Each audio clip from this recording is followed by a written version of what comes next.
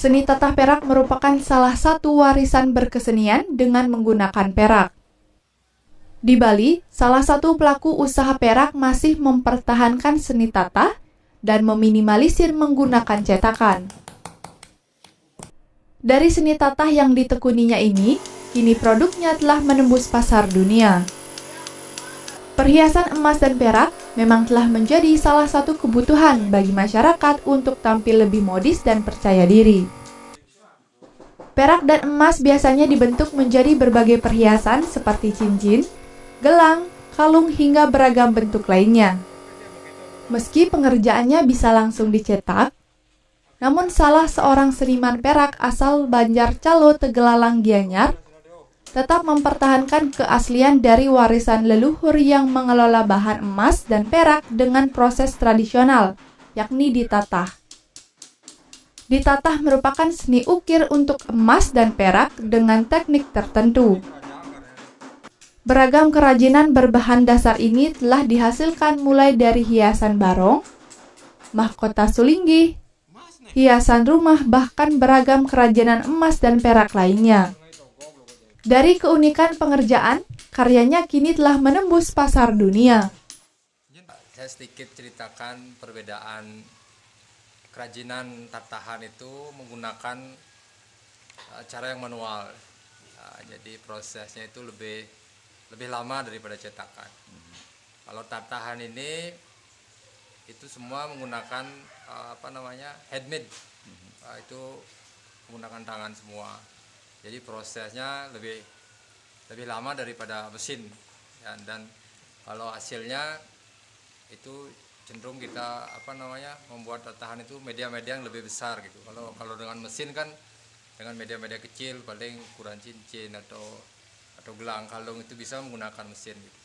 Tapi kita memang khusus di di kerajinan tradisional ini.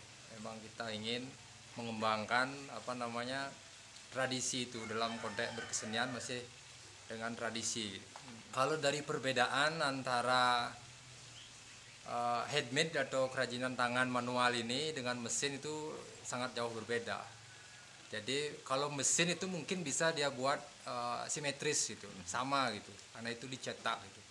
Karena ini kita menggunakan tangan, jadi otomatis lekuk ukiran itu tidak bisa kita buat sama, tetapi kalau di dalam konteks kita di Bali justru itu yang lebih energi taksunya itu justru lebih bagus gitu.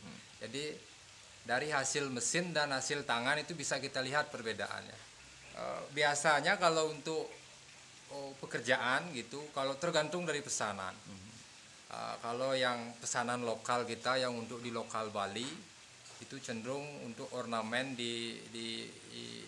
yang berhubungan dengan konteks keagamaan, upacara gitu. Ada yang seperti mahkota sulinggih, ada yang seperti hiasan seperti barong dan sebagainya. Itu kalau untuk pesanan lokal Bali gitu.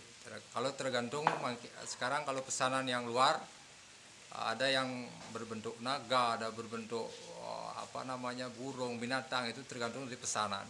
Jadi karena kita masih handmade mengerjakan semua itu, semua masih bisa kita handle gitu. Kalau untuk barang pasarnya itu sudah sampai kepada sampai ke Eropa juga sudah. Tergantung gini peminat sekarang. Kalau untuk barang saya lebih banyak di koleksi di museum yang kita kerjakan. Kalau kesulitan sih enggak begitu ya. Cuman sekarang di kondisi sekarang ini ya kita kesulitan di bahan baku. Dengan harga bahan baku yang semakin tinggi, jadi otomatis kita juga harga jual kita juga harus dinaikkan. Jadi di sana ada seperti dengan customer kita yang dulu itu seperti ada perubahan harga jadinya.